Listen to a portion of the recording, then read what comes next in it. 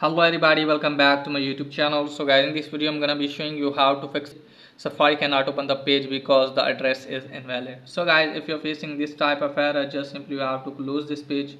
After that you have to open the setting, and first of all guys, what you need to do is just simply you have to turn on aeroplane mode at least for the 60 seconds, then turn this off. Now let me tell you that you can also check that you were searching correct URL. Okay guys, now from here guys, what you need to do is just simply you have to tap on Wi-Fi, just simply turn off the Wi-Fi at least for the 30 or 40 seconds, then turn this on and then check if it's working or not. You can also turn to mobile data. Okay guys, then go back. Now from here you have to scroll down and locate for the Safari app. Here it is guys. From here guys, you have to scroll down all the way and just simply you have to tap on advanced.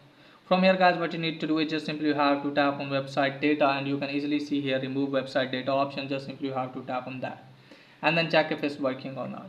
If it's still not working, open the settings. From here guys, you have to scroll it down and also make sure that you are not connected with the VPN. Then you have to scroll it down, tap on general. From here guys, what you need to do is just simply you have to go to software update and make sure that you have updated your device to the latest version. Now also make sure that your date and time is correct, and you have to turn on both of these toggles. Then go back from here, just simply scroll it down. From here you have to tap on transfer or reset, tap on reset. From here you have to reset the network setting.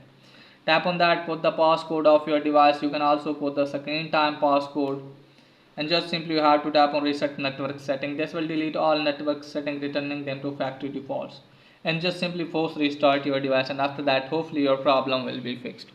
So that's pretty much for today's video. If the video is helpful, please like and subscribe my channel. Thanks for watching.